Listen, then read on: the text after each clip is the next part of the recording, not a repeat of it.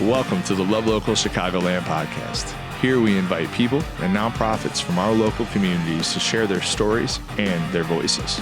Through amplifying their message, we share their genuine human experiences that connect us all. Our goal is to make our communities more than just a place to live, but instead a place to thrive. Tune in to hear what makes our community so special right here on the Love Local Chicagoland podcast. Hey, what's going on, friends? Thank you so much for coming back to another episode of the Love Local Chicagoland podcast. My name is Jason Stallard, and I love interviewing people in our community and getting to know their stories.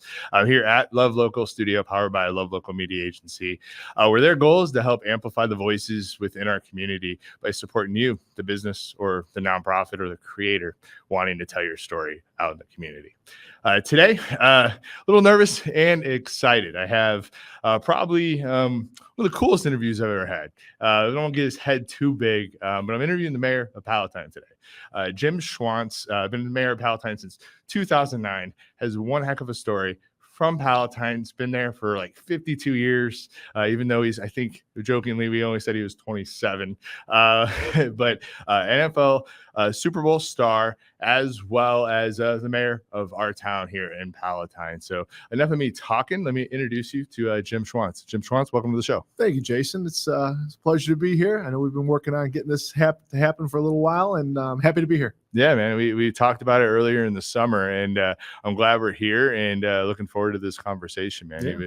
You've been, I feel like, a staple of Palatine for quite some time, not just as your run as the mayor, but you're born and bred a Palatine person, and we'll talk about that story as we go through. Absolutely. Been lucky to have been my father and my mom to have met and to settled in Palatine, and we've loved it ever since. Yeah, you can't get enough of it. You ain't even leaving, right? Like the mob, they keep pulling me back in. Right? Can't get away. So many people that are watching this might know you, but if they don't, let's give people a high level overview of who you are. Sure. Yeah. As I mentioned, born and raised in Palatine. I'm the oldest of four boys. My father actually went to the Army and learned a trade. He learned how to weld in the Army. That's what he did, and was overseas for a little while during peacetime, but learned a trade, came back from the Army, was welding one day right after I was born, and got tired of a guy looking over his shoulder, seeing how quickly he could weld. So he came home that afternoon and told my mom that he had quit and started his own business. So he started a mobile welding company. And so basically it was him, a truck, a welder, an air compressor, and off he went trying to find business. And all the while, the family grew. As I mentioned, oldest of four boys.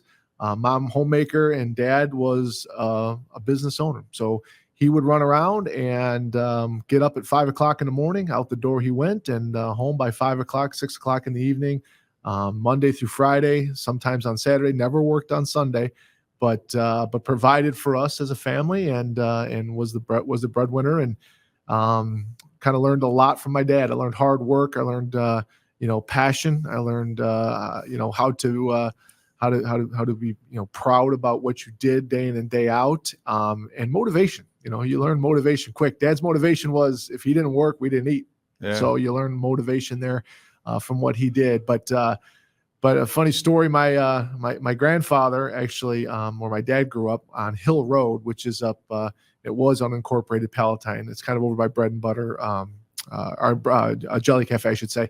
And over off of like Dundee and Dundee and Clinton. Clinton. Yep. And so my grandfather was known as the mayor of Hill Road. So a little foreshadowing there. So but yeah, my dad ran a business out of a shop there. That was his home shop, and then everything else was mobile. So so he was nice and close to home too, because you grew up near on Stephen Drive. Right? Yep, yeah. I grew up on Stephen Drive, so kind of one block east of Quentin Road. It's a north-south street that connects Colfax and Northwest Highway. So I grew up there. Again, oldest of four boys, and just kind of all in with Palatine. I went to Joel Wood Elementary School, which is no longer here. It's now Holmes. Then I went to Sanborn Elementary School and Sunling Junior High, and then Fremd High School. Fremd High School is where I met my wife, Brenda. Brenda and I met. She's a year younger than me. I'm an 88 grad from Fremd. She's an 89 grad. So we went to prom together. my senior year, and then again as my freshman year at Purdue. So I was one of those unfortunate guys who had to go back to a high school prom as a college kid. So how did you guys meet? Like how was that connection? How did it happen? So it's a funny story. The cheerleaders this is during basketball season. I also played basketball and I played baseball as well. The cheerleaders had to do were tasked with doing a scrapbook for each senior. That was the senior. That was the gift from the cheerleaders to the players. And I don't know if she drew my name or if she wanted to draw my name, but we were at a JV basketball game, and I helped coach the JV basketball team with the JV coach. And one of my buddies came down with a stack of pictures. I had to be 60 different pictures just from just regular camera pictures. And I'm like, every one of these is me. Like, this is kind of weird, right? And so turned out that I found out that Brenda's father, Brenda's father, Bruce, was an amateur photographer. So he would sit in the stands and take a bunch of pictures. And obviously they're trying to get the right pictures for this scrapbook. So scrapbook night came around, senior night, basketball season's over. And I'm not kidding you, Jason. Every one of these kids' scrapbooks was like this big. Mine was this big, and there was 2 of them. So I kind of knew at that point. And so my wife, my then girlfriend, asked me to turnabout back when there was a turnabout dance. And that's how they it started. Should bring back the turnabout. The turnabout dance, right? Exactly. And that's how it started. So we started dating basically second semester of my senior year of high school. So awesome. And you play football throughout high school, so freshman all the way through senior year. Some people might know, but what position did you play? So I was a linebacker and a tight end. Okay. Funny story. I was not allowed to play football as a kid. So my mom was of the opinion, the old wives' tale: you break your growth plate, you're never going to grow another inch. That's what the moms thought, right? Yeah. So I was not allowed to play until I was a freshman in high school. My mom finally relented and said, yes, you can play.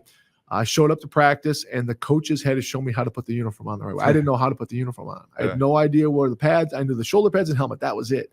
And so that's how it started. And was very lucky back in the day to have – and it was different. It's different today. I feel bad for kids today because, a lot of kids show up, and as freshmen, they want to start playing football, and they're like so far behind because of the kids that started playing when they were 8, 9, 10 years old. And back then it wasn't like that. If you were an athlete, they taught you how to play. We had great coaches at Fremd High School. Coach Sam Majedny and his staff just really took the time. Otis Price, Russ Marsh, Mike Loring, they just took their time with guys like with me and really taught me the game, the fundamentals, how to play. I didn't have any bad habits, so they taught me kind of how they wanted me to play, and it worked out pretty well. That's awesome. I feel like that's uncommon for somebody to get to the NFL to start that late in the game. Usually people start a lot younger. Yeah, it's in any sport, for sure. And I like it. Did you play other sports and were you an athlete doing other things? Yeah, so baseball was my sport. I started playing when I was pretty much the day I could walk. I was a baseball kid, and then basketball came along after that as something to do in the winter time. Nice. As the oldest of 4 boys, and back in the old days, like summertime rolled around, and mom out the door we went at 8 o'clock in the morning, and we weren't back until the street light went off, right? And so we were in all the different park district programs. I was a park district kid, and so basketball was something that we kind of worked our way towards and kind of fell into. But football was always sandlot football on the streets. Mm-hmm. You play kill the man with the ball. Pretty much, yeah. I played with that's my youth, right? A lot older kids on Stephen Drive. In fact, the kid that I pretty much idolized as a youngster. It wasn't professional football players for me. It was Steve Marchuka. He's on my block. He was a Fremd High School kid. He was an all-state football player, tight end, and he was the kid. In fact, I wore my high school number. I wore was 81 because of Steve. So. Nice. I didn't emulate pro guys. I loved watching the pro game, but I went to the high school football, and I just loved watching high school. So growing up sandlot football, and then football, and then baseball and basketball were my 2 sports. Beautiful. So I wore 81 too in high school, so we have that in There you common. That's go. about that's where it stops. 'Cause you have much more athletic ability than I obviously did. So you played football all throughout. It sounds like you've learned and grew during that time. You had some great coaches to help you get to know the fundamentals of the game, but you obviously had some natural talent. So let us know about your transition from Fremd, and then you went to Purdue to play ball, right? Yeah. So pretty cool story. I was really not recruited out of high school. Mm-hmm. It wasn't like it is today, where you have Nike exposure camps, and you're seventh grade, and they're already ranking you, and some guys are getting offers at 6th grade, 7th grade, 8th grade. This is not uncommon. Back when I played, you literally played your game, and then at the end of the season, you start. Now, I started getting a couple letters here and there, mostly from the academies and some smaller schools, going into my senior year. But the story is really kind of cool. The number one recruit in the state of Illinois my senior year was a kid that went to Fremd High School, a kid by the name of George Poorman. George was a parade All-American, went to Notre Dame on a full football scholarship. Just an amazing athlete, very, very great quarterback, set a lot of records at Fremd High School. And the story is pretty cool. Back then there was VHS tapes, so I'm dating myself again. And Coach Samagedny put together a highlight tape of George's best plays. And back then the recruiting rules were different. You could only be in the school a certain amount of times, and you couldn't come all the time. You couldn't directly message back. Not today, direct messages. With these kids, it wasn't like that. It was a lot more strict. So the story goes, it was the first day that the college coaches were allowed to be in the school, and there was a classroom that had George's highlight tape, and then there was 20 seats in there. And opening viewing, they popped the tape, and there was the seats were completely filled. The next room over, Coach Samagedny took it upon himself to put a highlight film of me together. And the Purdue coach shows up, and there was no seats to get into George's tapes. So he walks over to the next room. Rather than wait 20 minutes, he walks in, pops my tape in. Him and 3 other coaches watch it. That same morning, he finds me in the hallways, and he goes, I don't have the authority to officially offer you a scholarship, but in about a day and a half after I talked to Coach Fred Akers, you'll have one. So right place, right time. Right place, right time. I had some ideas of what it was I was going to do. Harper College was probably because I'm the first kid in my family to go to college. So Harper College seemed like that next step for me. I mean, I had talked to their football coaches, and that was going to be potentially an opportunity for me.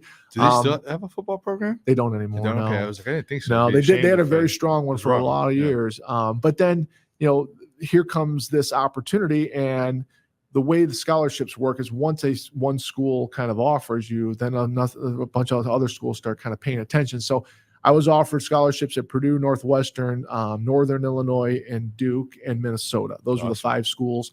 I visited all but Northern Illinois. And once I left Purdue, I knew that's where I wanted to go. So I officially signed my letter of intent and went to Purdue University. Awesome. Big Ten, close to home, a great program. You played there, so what, 89 through? So 88 to 91. 80, Yep. 88 was my freshman year. I played as a freshman. I was 195 pounds, running for my life, and played because there was a senior there that was his position kind of by default because he was a senior.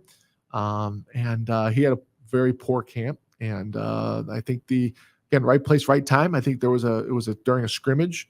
The individual had messed up something for the 3rd or 4th time in a row.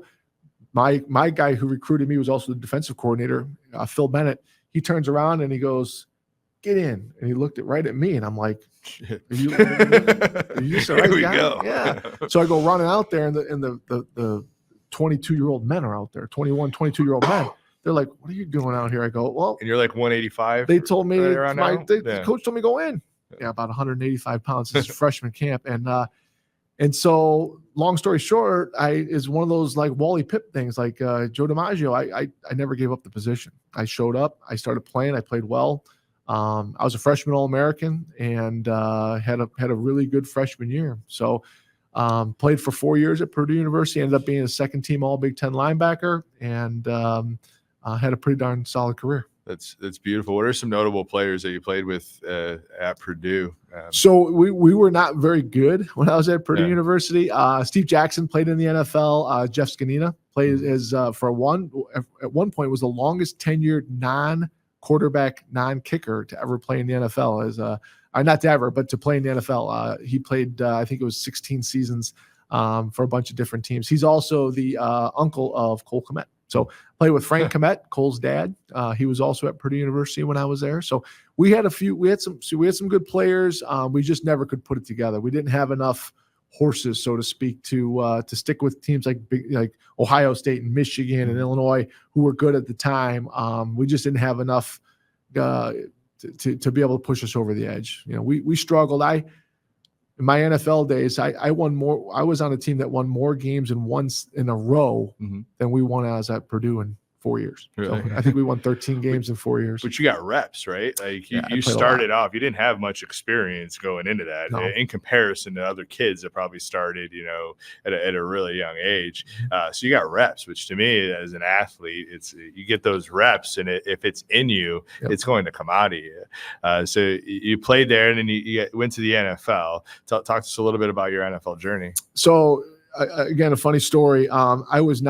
I didn't go to any NFL All-Star games, so college All-Star games, I should say. At the end of your collegiate career, the top players play in these collegiate All-Star games. And that's where you get an opportunity to show what you can do. Senior Bowl, the Red White Bowl, or whatever they call it. I didn't get to go to play in any of those, Aloha Bowl or Hawaii Bowl, whatever it was. And then there's a thing called the Combine, the NFL Combine, which is where the top players go to show off what they can do. 40-yard dash, vertical jump, bench press, interviews with the coach, with the other teams, with all the teams. And the top 200 and some seniors go to that. I was not invited to that either. So my workouts were individual workouts at Purdue University. And just by happenstance, again, the universe kind of pointing in the right direction. The lead scout for the Chicago Bears is a guy by the name of Jeff Shiver. And Jeff Shiver just happens to live in West Lafayette, which is where Purdue University is. So he had seen me play a couple of times. He was friendly with the coaches at Purdue. The Purdue coaches had reached out to him and said, "Hey, take a look at this guy. He had a pretty good career. He's athletic. He can run. Smart kid. Just take a look at him." And so Jeff came over and worked me out a couple of times, and obviously saw enough that during the draft. Now, back in my years, the draft was 12 rounds. So I tell everybody I was a 13th round draft pick, and just don't tell them there was only 12 rounds, because I was not drafted out of college. I was a unrestricted free agent out of college. So the Miami Dolphins, the Atlanta Falcons, and the Bears were all teams that were interested in signing me as a free agent.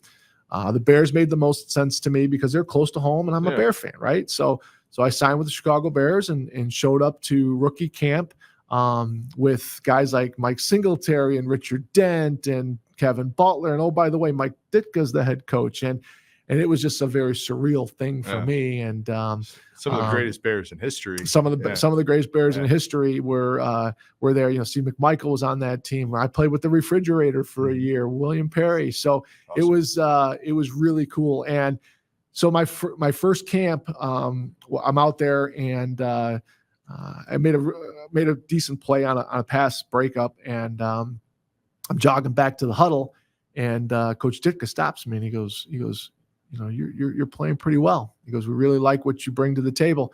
He said, "I don't know if there's going to be enough roster spots for a guy like you." He said, "But just keep in mind, we do have an opportunity now. There's a thing called the practice squad." So the practice squad was where I landed. So my rookie year, I was cut. I did not make the football team.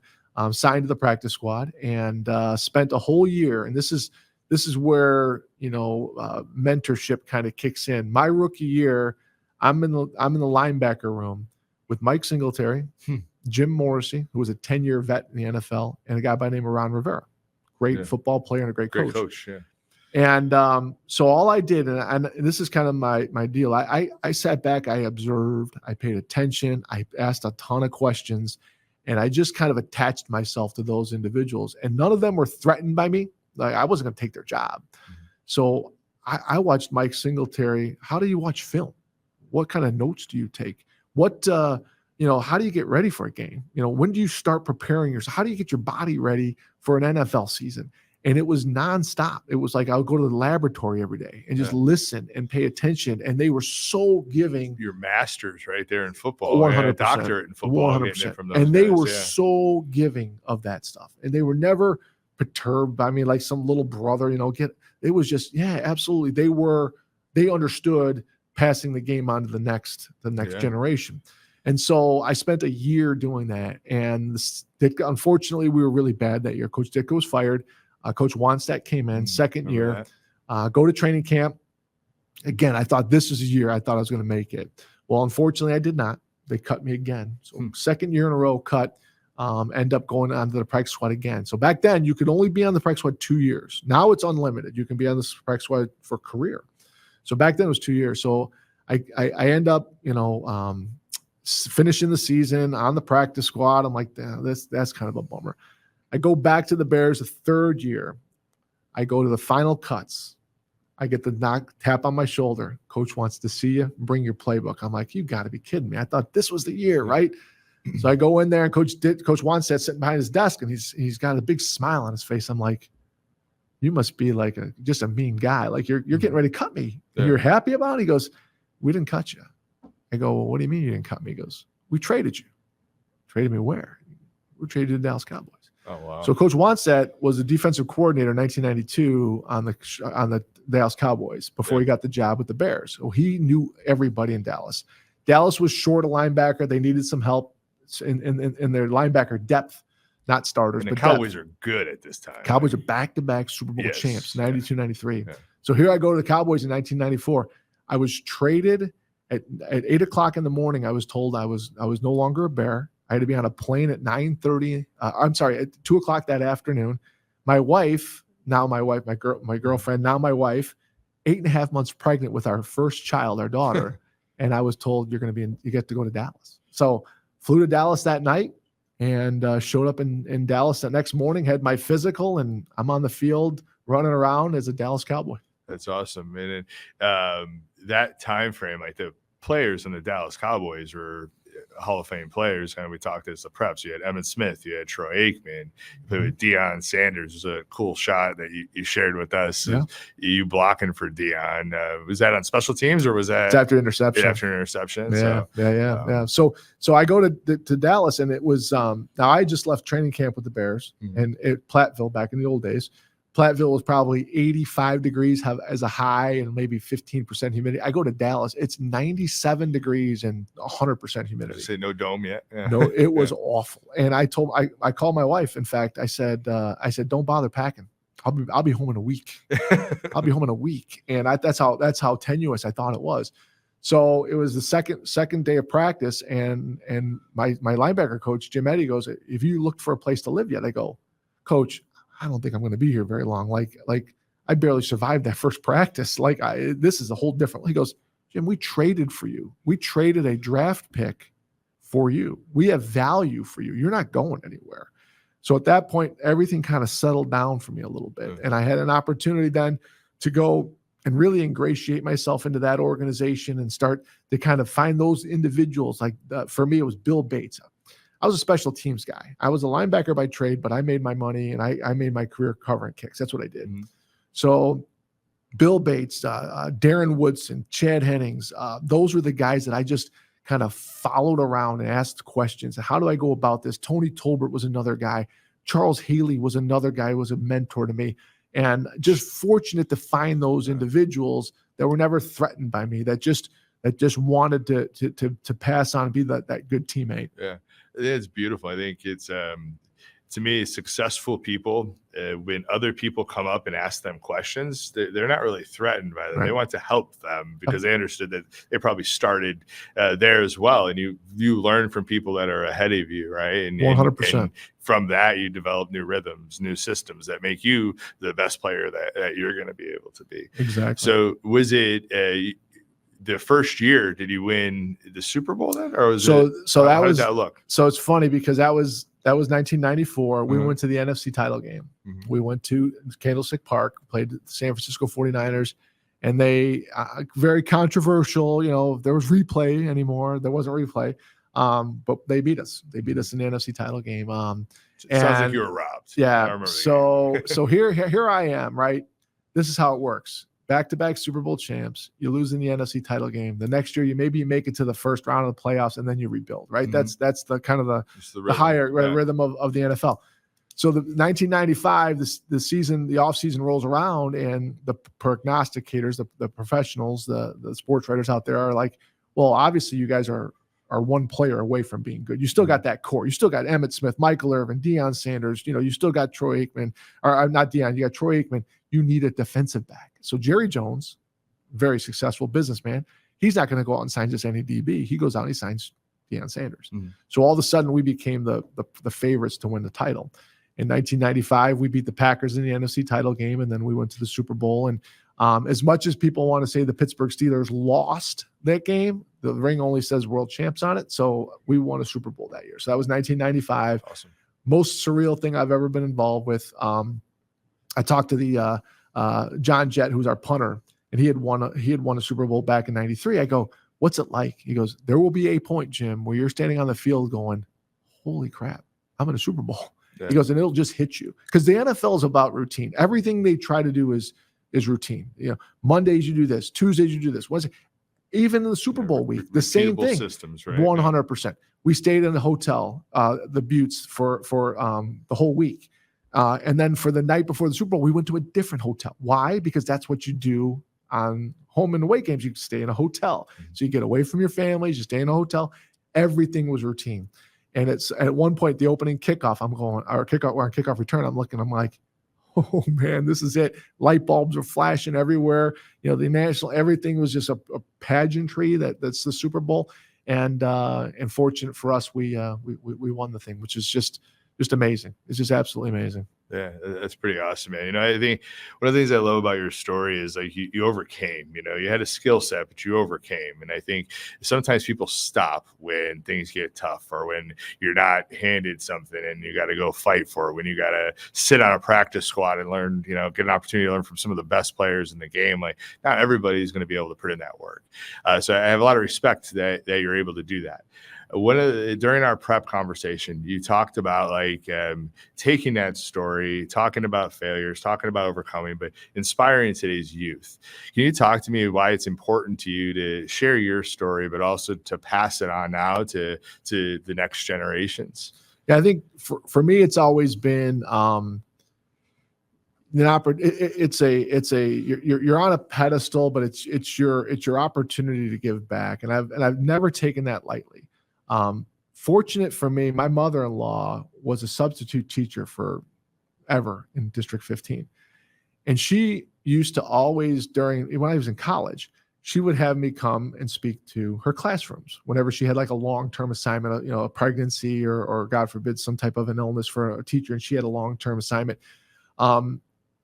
She got me out of my comfort zone and like, this is your opportunity. You've got a platform. People are going to listen to you, totally. Good, bad, or indifferent. You're going to wear a college football jersey or a pro jersey, and you're going to have the immediate attention of these kids. You have an opportunity to speak to them, and they're going to listen to you. And I learned that getting out of my shell, going and having an opportunity to speak. I never had a canned speech either. Like a lot of the athletes will just have, say no to drugs or whatever that speech is. For me, it was always what is prevalent going on. So my mother-in-law would say, hey, this classroom is having a hard time with discipline or authority or whatever, and we would speak about that, and I would always try to tie it back to my football days and kind of what I learned. And football for me, I've said this before, it's the greatest teacher of anything I could ever be involved in, because of the things you mentioned, the perseverance and the accountability and what it's like to be a teammate. I never played individual sports. I wasn't a runner. I wasn't a wrestler. I didn't play tennis, no golf. I was a team sports guy, football, basketball, baseball. So you got to be a part of something bigger. And yourself, what is exactly right. And play your role, and that's the other thing too. a lot of the guys that played in football are the alphas. I mean, I'm talking some of these dudes are the alphas of the alpha. I didn't start. I played special teams. I had a role to play. Now, 1996, my third year with the Cowboys, we weren't that good that year, but I set a record for the most special teams tackles in the history of the Dallas Cowboys in a single season, and it still stands today. In 1996, I was voted to the Pro Bowl and was voted All-Pro. So for 1 year of my life, in the very specific skill set that I had, I was the best in the world at what I did. Yeah, I was the best special teams player in the world. And now I awesome. Get it. There could be somebody in France that was better than me, but we'll never know because they didn't play football. But it's to be able to say something like that and then convey that to the kids, that it can be done. I'm living proof that you can do it. But there's a path to doing it. There's a path to doing it and doing it the right way. And these are kind of the building blocks that I used to get where I am. Now, I'm never gonna disavow the fact that I have tremendous God-given abilities. I mean, I was able to run. I was athletic. There are some things that the good Lord blessed me with that can't go unnoticed. But at the same time, there were always guys bigger and stronger and faster than me. Everywhere I went. College, the guy I beat out was bigger, faster, stronger than me. The pros, every year, not only the guys on the roster, but the next group of guys that are being recruited. I was being recruited very small amount by Notre Dame. And Barry Alvarez was the defensive coordinator under Lou Holtz that year. And they were recruiting George Porman. So Lou Holtz was at Fremd High School talking to George. Barry Alvarez, who was a defensive coordinator, who ended up being a great coach at Wisconsin and athletic director, pulls me aside. He goes, "Hey, Jim," he goes, you might be good enough to come to Notre Dame. He goes, "But here's the problem with that." He goes, "You're going to have to beat out 6 linebackers to even get a spot. And guess what? Next year, we don't even have to recruit the best linebackers out of high school. They come to Notre Dame. You're going to have to beat those guys out. And then you're going to have to beat the guys after that out." He goes, "Go somewhere." Especially that Notre Dame was back in those days. Yeah, they won a national title that year. So there's something to be said about, every year you had to fight for what you have and just because you're a third year, a fourth year, fifth year vet. Here's a quick story. In 1996, I just told you I was an All-Pro. Mm-hmm. I was out of the league in 1999. 3 years. 3 years I went from as good as you can be to not having a job. Yeah. So that's how quickly the NFL can humble you. And you know what? I've said this before. I can never, ever, ever give back what I've received from football. I can never give it all back. There's no way. I could coach for the rest of the time. I could talk to youth football. I could be involved with whatever it is. And there's no way I could ever give back as much as I've received from the game of football. Yeah, there's you learn such a skill set to work your ass off, man, but learn from people and grow with and just continue to push, and I think fear stops so many people, especially kids, or they can't do it, or I'm not the best, or I am the smallest, and they get in their heads where if you just keep going, who knows what the doors open up for you. And you kept going, and you got to the pinnacle of it. Might not have lasted as long as you maybe have liked, but you still got there, which is more than most. So your 1999 is when you were your last year of football, right? So 98 was my last active season. 98, 99. So I did go to camp with Coach Duran and his staff. They cut me in training camp. I did work out for a couple of teams during that season. Mm-hmm. And then once 2000 rolled around, once the January 2000, at that point, the NFL is weird. You got to decide, if you're just going to stop and retire, mm-hmm. or go try it for one more year. The problem with that is you don't know if you have a job till September. And you know what doesn't stop between January and September? The bills. Yes. So you gotta decide if you want to continue your dream, mm-hmm. and roll the dice and potentially, crap out, or, are you gonna, say, hey, I just got told by 30 teams. I just got told by 30 teams. Nobody wanted me. So could I go to camp and have another, tryout? And maybe I get there and maybe all the other guys get hurt. Who knows? Anything can happen. But at that point, my wife and I and our growing family, at this point, we just had our second child. We needed to make a decision. So we decided that was it. So we retired in 2000. Beautiful. And you come back to Palatine, right? That's home for you. Yep. And then tell us about what those next steps look like. After the NFL, it's a different rhythm to get back into the workforce. It is, and you had mentioned earlier, you got your master's, you got your doctorate in football, and so this is what it's kind of an oxymoron as you go through it.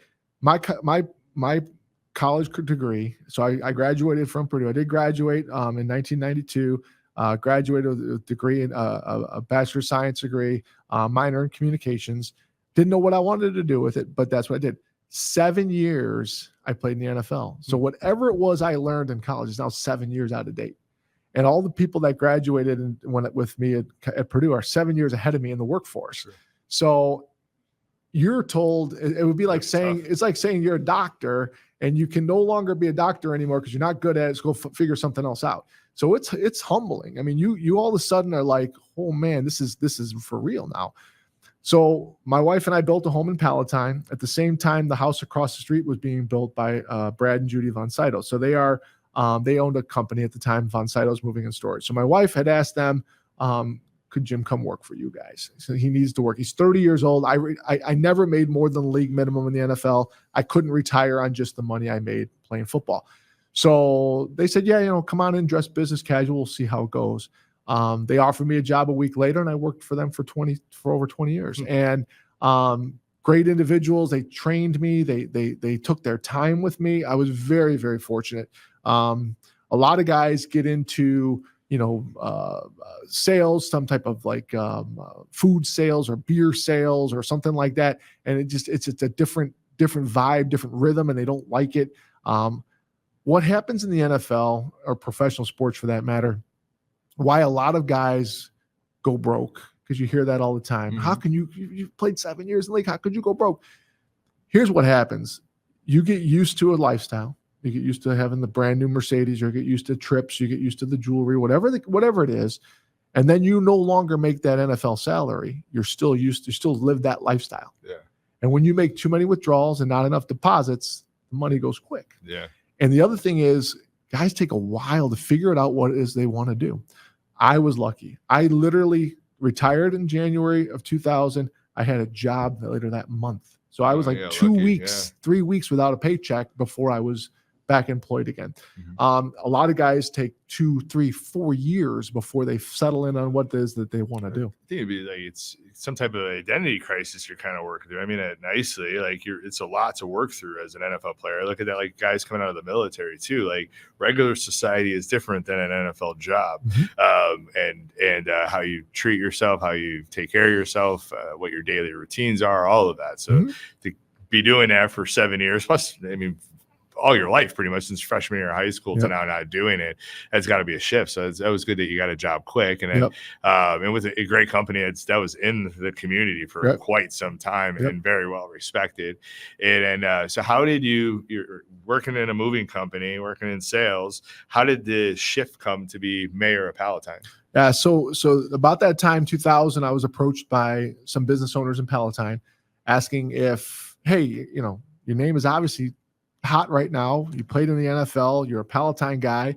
Would you ever just think of running for mayor? And I'm like, mayor, I absolutely, I have no idea what that would encompass. I don't know the position.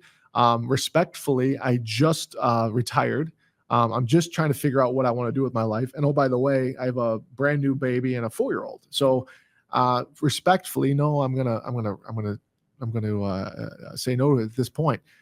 So 4 years go by. So 2004, same individuals. Hey, what do you think about this time? And well, my daughter's now 8. Our son is 4. I'm just starting to figure out what it is I'm doing for a living. I'm coaching the kids in sports. It's just not the right time. So I said no to them again. And then finally 2008, same individuals, same request. I was on a walk with my wife, and I'm like, what do you think? Because what do you think this is the right time? So the kids were older. They were kind of more established, things that they were doing. My wife I go, here's the thing. I go, it's not just running, because if I run, I'm going to win. So we have to understand, like, do is this something we want to have in our life? And I spent a lot of time investigating the position, doing my homework on it. What all does it entail? The timing, is it, the time constraints? What does it entail? And the more I looked at it, the more I thought I would be really good at it. It's a skill set that I thought that I could bring to the table that would be different. So we announced on President's Day so in middle of February, whatever, 2008, that we would seek the office, and was elected mayor in 2009, April 7th, and sworn in on May 5th or whatever it was. And I've been mayor now for 15 years. Which is crazy. It's nuts. I think 15 years ago was 2009. Yeah. So in our conversations to get prepped for this, we talked about just the role of local government, and even how you've learned that it was different than what you once thought. And I know for me, understanding it, sometimes people think the mayor kind of does it all, but it's not quite like that. It's structured differently. Can you explain to our audience really Sure. how local government is broken down? So especially in the state of Illinois, it can be pretty frustrating. There's a village of Palatine, there's a township of Palatine, there's a park district, there's a library board, there's school boards, there's Harper has their own board. It can be very confusing as to kind of where to go to get your answers. So the position of mayor, I kind of see myself as a point guard. I get a lot of people coming to me because, first off, I answer every email, I answer every phone call, I answer every message that comes into my office, because it's the right thing to do, because it's local government, because we are the most accessible form of government. You can come to any village council meeting, and at the end we have recognition of audience, and you come in and you can speak with us about whatever it is your issue might be. The confusion lies sometimes in kind of who does what in what capacity. The easiest way to think of the village of Palatine is we're a public safety organization. We do police, fire, water, sewer, and roads. That's all we do. You have a question about the food pantry? That's a township issue. You can come to me. I will get you over to Andy John Kalkunis, the supervisor, and he will help you out with that. You have an issue with a police issue, you're going to talk to Chief Nord. I'm going to get you to the chief, and we're going to get your issue taken care of. But if you have a question of why your taxes went up so much this year, we're 9% of your tax bill. So the majority of the tax bill is your school districts, District 15 and District 211. And so we do a lot of educating when residents are upset, or if they're lost or confused. We do a lot of kind of educational, this is why this works out. This is how this works. This is who you need to speak to. And I think we've done a really good job of that over the last 15 years because, again, especially in the state of Illinois, where there's so many levels of government, it can be a little bit confusing. The biggest question we get a lot of times in Palatine is people always say, "What's the biggest complaint? What's the biggest complaint Palatine residents have year over year?" By 100, it's Quentin Road. It's Quentin Road from Dundee Road up to Lake Cook Road. That stretch through the park, just through the Forest Preserve, where it's only 2 lanes and it's in bad shape, and the bridge is in the spot. We don't have any jurisdiction over it. That's not It's your county. road, is it? Right? It's a county road. But most residents think it's a Palatine issue. Route 14, that's a state road. So when we start kind of cobbling together, even in our own town, there's an area in the middle of town, Lake Park Estates, that's unincorporated. We don't even have any say in what goes on in there. So it can be confusing. And so we do spend a lot of our time educating and trying to point people in the right directions. Yeah, I think that's important, not to bring up a sore subject, but the stables, if you looked at social media, what was going on in our community at the time, there's a lot of fingers pointed at the village where, once you do the research and understand that from a higher perspective, there was a lot of people that are upset at the village for that and nothing to do with you. That is, it's a park district thing. Right. Right. So I think for us as neighbors, let's understand who we have to go to, or go to you and ask who do I talk to? Correct. Not come, with our, frustrated or upset when it might be somebody else that makes those decisions. Where, just to reiterate, the village is water, fire, police, and what else did I miss? Sewers and roads. Sewers and roads. So that's your lane. That's it. That's it. We talk about guardrails a lot, and when we get outside of our guardrails, for whatever the reason is, we're not as efficient, we're not as effective. Yeah. It's as simple as that. We're clunky, which is not what we do. Yep. It's just like business, niche down. You can't be everything to everybody. And Correct. That's why things are broken down the way they are. So that's beautiful. So you've been a mayor for 15 years. And I appreciate you breaking it down on just the role of the mayor. What's your life like as mayor? Like overall, like social media probably helps with this, but I feel like I see you everywhere because you are the mayor of the town. But give just an overview of what life's like as a mayor for 15 years. So, kind of half-heartedly, I tell people my role is to cut ribbons, tap kegs, light the Christmas tree, and shake hands and kiss babies. Right? That's my role, and that's kind of a joking thing, but I love being the mayor of Palatine. I love being the chief elected official, the face of Palatine, whatever the case may be.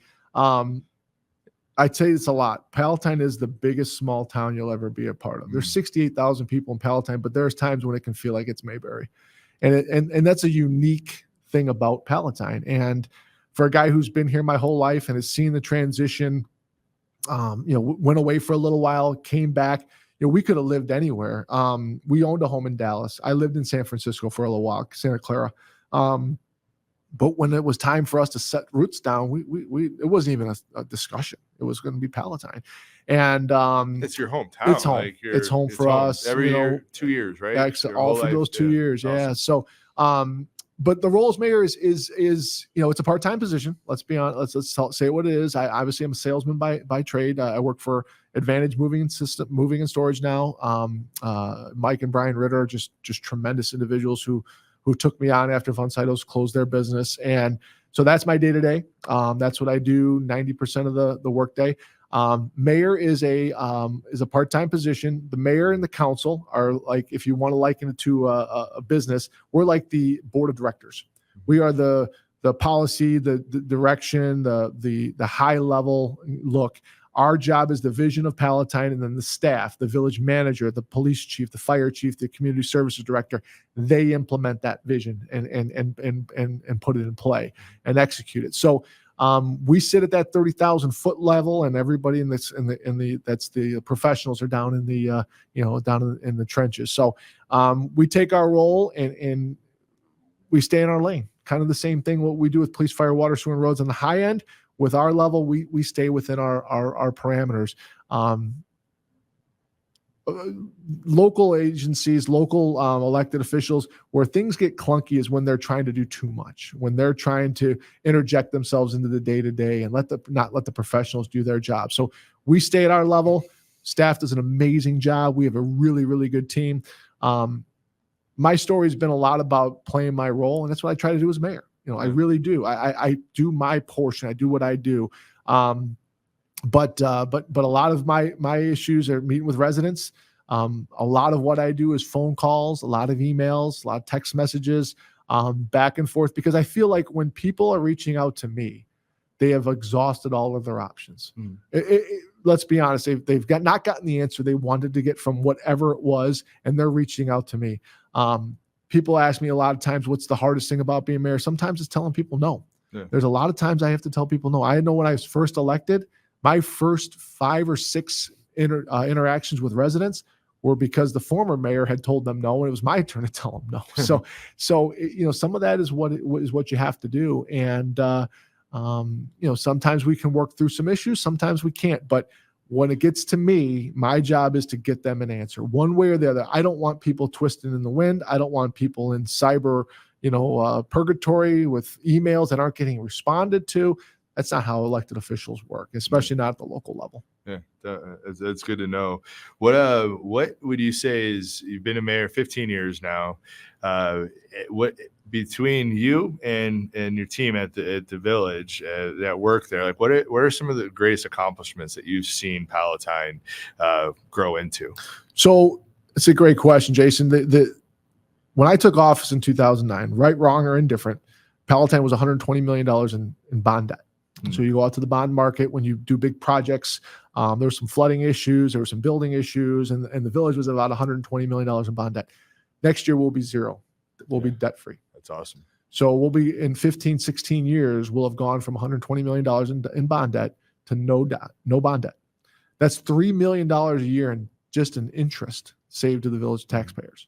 So I know we're not a huge part of the tax bill, but we are absolutely being responsible with our portion of what we do. Now, in that time, and this doesn't go unnoticed, but in that time, we built a state-of-the-art police headquarters. We built a brand new fire station to lower response times in our northwest portion of town. We completely redid a village hall, and we have done record spends the last 2 years, the highest money we've ever spent on infrastructure. Palatine is a 150-year-old plus community. So a lot of our issues are infrastructure issues. Sure. They're not very sexy, need to be but rebuilt. We talk about water, sewer, roads. Yeah. That's it. And so we are doing a lot right now in the community, and we do it early in the season. So a lot of times construction season in Illinois is usually that middle of the summertime. We're done. The trucks are done in Palatine and they've moved on. So there's still a lot more work to be done. I'm really excited because now that bond debt is off of our shoulders, there might be some projects in the future that we could do. We were able to, a year and a half ago, extend the downtown TIF because there's a lot of things that kind of stalled downtown when the recession hit in 2009, kind of forced things to kind of go to the back burner. And so that TIF district was going to be running out. So we've extended that a few years to get some of those last minute projects. And one of the projects that everybody talks about, and thank God it hasn't happened too much this year, knock on wood, but that Colfax and Smith intersection, when we get a lot of rain, it floods. Mm-hmm. And we know that. Yeah. And we understand that. We've looked at every different way that we could try to, put another inlet there. It doesn't matter. It still goes to the same place. And that's a problem for us, not just because of the optics of floods every time. It's a big joke. Social media, it's like, oh, it's flooding again. We can't get our emergency vehicles down there. So if there's a 911 call and we got to get from the downtown station down Colfax, we've got to go around that intersection. We can't go through it. Our emergency vehicles can't get through it. So we recognize it. So there's a project that we've got approved. We're in the engineering process now. There's going to be a tunnel built from that intersection all the way to Reimer Reservoir. And we're going to pump that water right into the reservoir. We've got MWRD, Midwest Water Reclamation District, who runs the park, who runs the reservoir. They've agreed to this, which is a huge get because usually they don't allow anything into their reservoir. We have to expand the capacity of the reservoir, so we have to go in and dig it out a little bit to add for the capacity of what this water is going to be. But that intersection, and oh, by the way, that's got to go underneath Union Pacific. So we had to get approval to go underneath the tracks to be able to get it there. But that project is going to be online, and hopefully when it's done, that intersection will not be a problem ever again. And so that's a project that has been born through extending that TIF district because that's going to be TIF dollars, not general dollars, to be able to pay for that. And so there's a few of those types of projects that are out there that we want to continue to keep our eyes on and be beneficial for the public safety, which is what our business is. Yeah, just break down the TIF for us, just so in case our audience isn't aware of what that means. Can you so you take an area, and for this area will be the downtown. This is before I was in office. They started TIF. So what you do is you assess the properties at whatever the value is, and you flat it. That is the base, the basement for whatever that is. So they can no longer go down for blighted areas that are losing value. And so whatever that number is, that stops.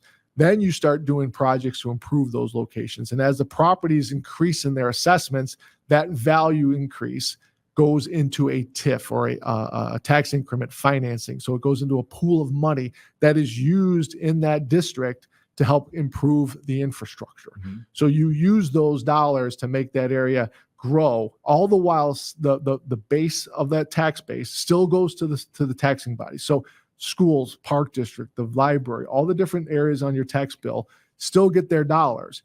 Why do they like it? Because they can no longer go down. So even if the TIF loses money, you still are paying into that. The schools are still guaranteed to get that base amount.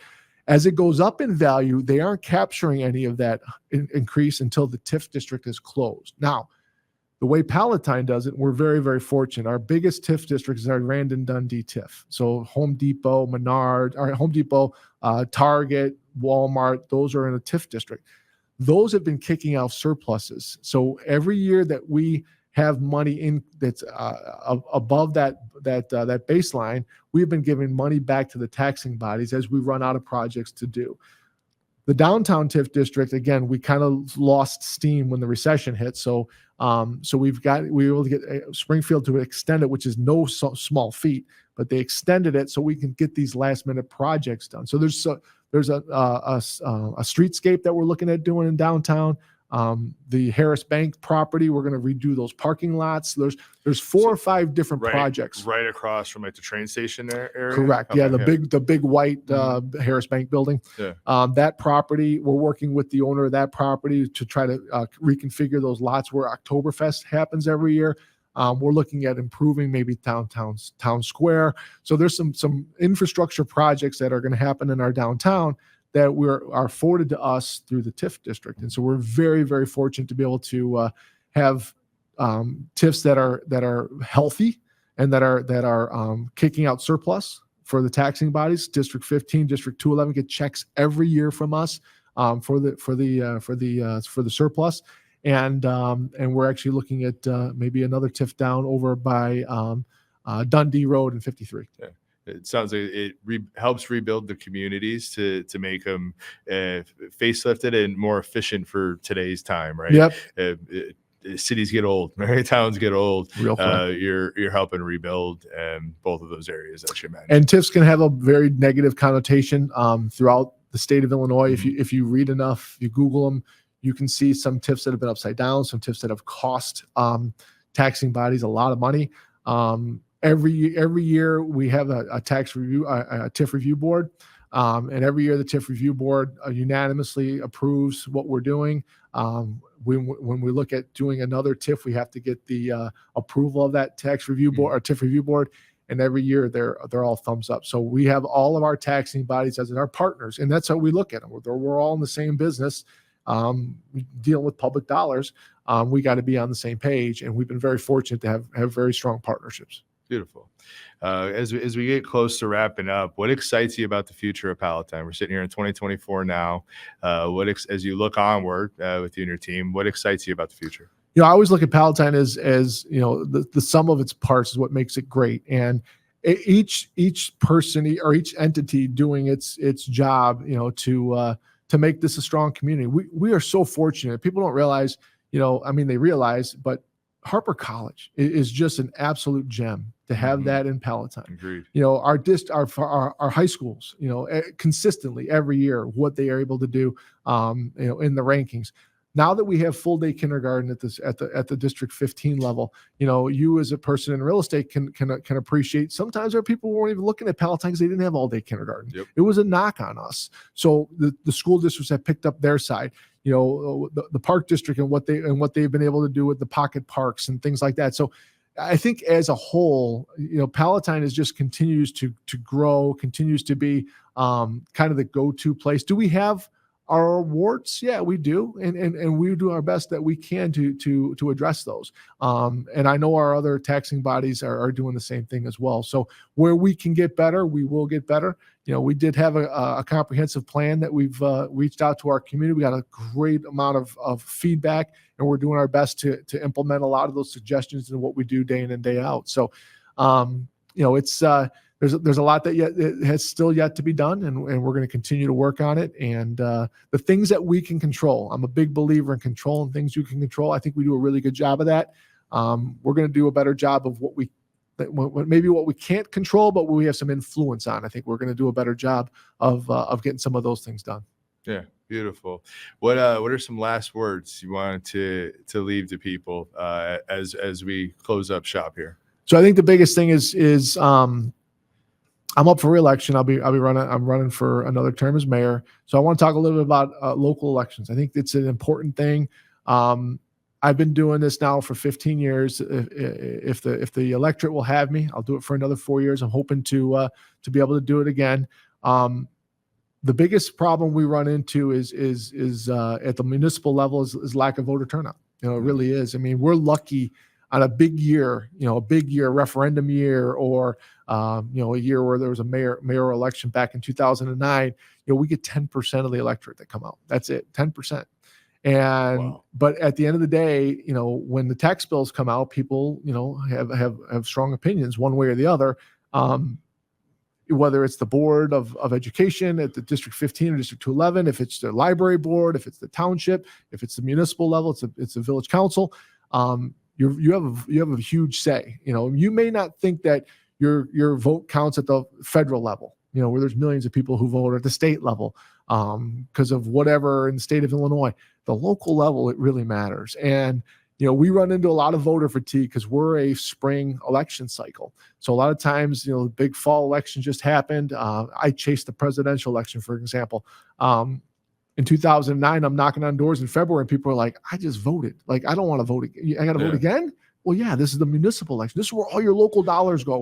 This is where you make a huge impact in what it is that you're doing. And I believe so strongly in them because during my election, I knocked on 1,100 doors myself. I mean, we raised $30,000 right after a recession for a local election. And it was important. In the middle of the recession, right? Middle of the recession. It was important for me. It was important for me to get out to, do the meet and greets and the coffees and the after hours and to try to understand what people wanted at the local level. And now that I've been here for 15 years, it's just truly impactful, your vote at the local level. So that for me is something I'm pretty passionate about. And obviously I was able to beat an incumbent. I beat two other candidates. So at the local level, you get out there, you work, things can happen, but it doesn't happen unless the electorate gets out and votes. Yeah. Well, I appreciate that. I think that's important for people to be able to know, and appreciate the conversation today, your story, your journey, and your want to give back to make sure that there's a better tomorrow by sharing your knowledge with the youth in our communities, and just what's up in Palatine. I think we need to be aware as community members. There's a lot of things that are changing in our world, and a lot of things are outside of our control, but learn what's in our control, and we can go from there. But I appreciate your time today, man. Thank you so much. Yeah, no sweat. I appreciate it, Jason. Everything that you're doing, reaching out to local levels, it's in my heart as well. So I appreciate it. Yeah, and we're about loving local, and we really believe that the 6 degrees of separation in our community, they're real, and so it's important for us to talk to each other and connect with each other, whether we agree with each other or not. So we love local, and we'll continue doing it. But we appreciate your support since the onset, man, and thanks for this conversation, my friends. Thanks for another episode of the Love Local Chicagoland podcast, my friends. It's important for us to love local. And for us to be able to support one another and to help one another, whether we have same views, different views, or whatever it is. Each of us has a story, and each of us has a journey. And I bet you within those journeys that we could learn a lot about each other, that we have a lot of similarities. My friends, Jim talked about voting. Voting's important, definitely at a local level, and it is from a federal level. It's no better time in history to be able to let your voice be heard. And it starts on voting day, whether it's locally or federally. So I hope you take the time to be able to do that, because whatever the outcomes are, the world through that process, hopefully our communities become a stronger and better place. But my friends, I'm going to peace out here, but support local, love local, and we're stronger together. Peace.